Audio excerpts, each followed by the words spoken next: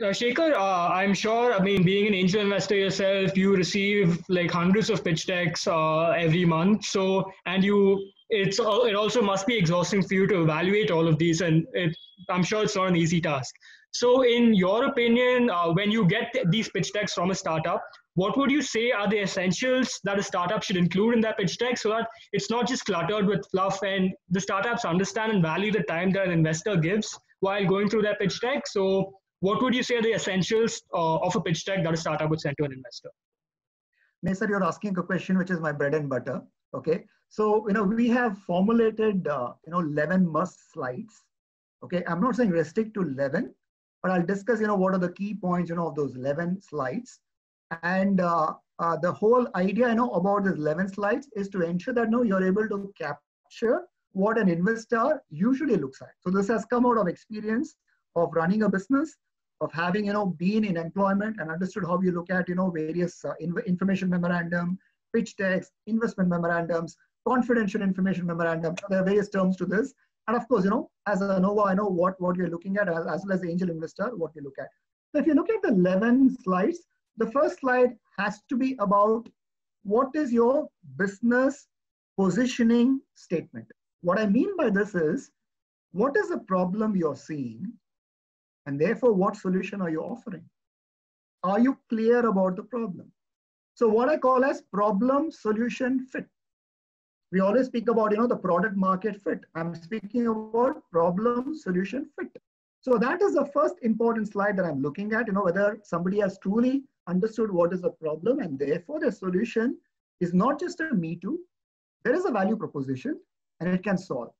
The second is clearly the market. Because if you don't have customers, how do you run the business? And therefore, when we speak about the market, I'm looking at what the entrepreneur has done to ensure enough on the validation so that there is enough confidence, that they will be able to convert those validations into actual customers. So it's about, even doing an MVP or, even doing a test marketing to ensure, that they're absolutely comfortable about gaining that market. That's why, when I said there is a TAM, SAM, SOM, I'm more particular about your confidence in actually being in that market, in reaching that market, getting the business. So that's the second one, which is the market. And I'm speaking essentially about how do you get the customers in that specific market that you're looking at. The third is my favorite because it's competition and competitiveness, and therefore your competition positioning. What I mean by that is, what are your defenses? What is it, that you're saying that is a barrier entry, for the others? So that is something that we need to hear as investors. And clearly, that also demonstrates, the capability of the entrepreneur or the founder in terms of their own belief on their business model.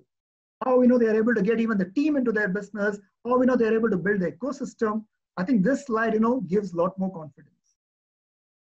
The next is about the actual solution, which means, can we speak more about the solution? If it is a product, what is the core technology?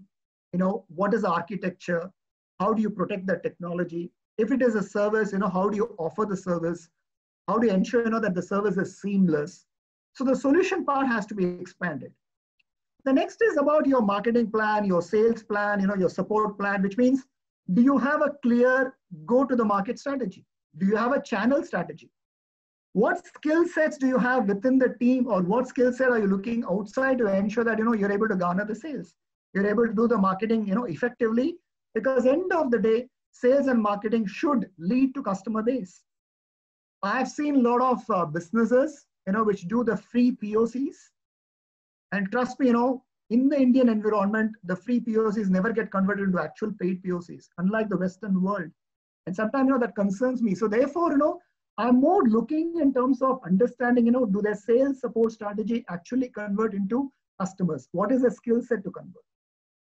The next is interesting. It's the actual business strategy, which means we're speaking about the plan, the launch timing, the other milestones, and even in terms of, ensuring that what they're thinking as a larger picture, the magic of thinking big, where are they heading?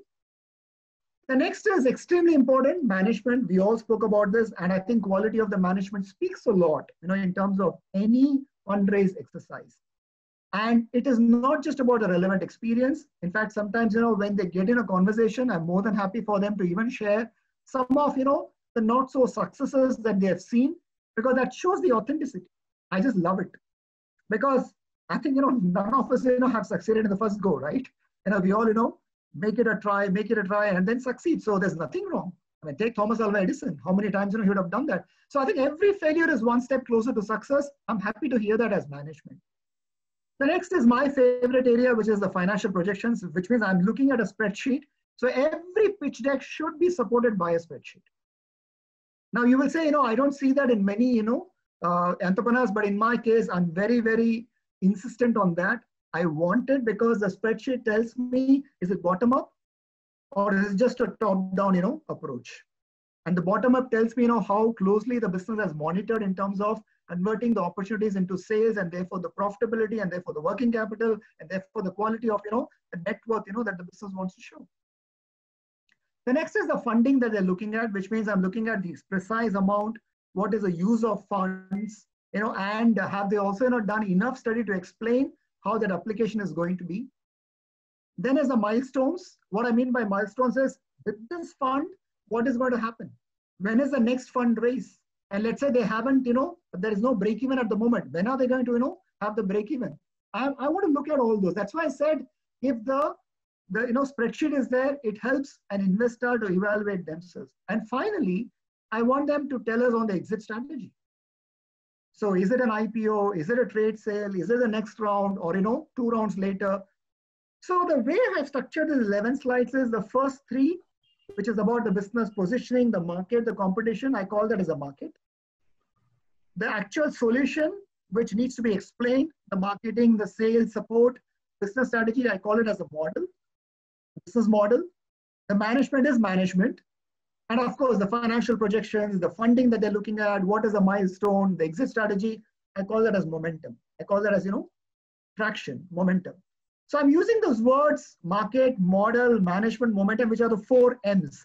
So in my mind, as I'm reviewing a deck, I'm looking at, have I seen these 4 M's for myself? And that gives me a greater confidence whenever I look at a pitch deck.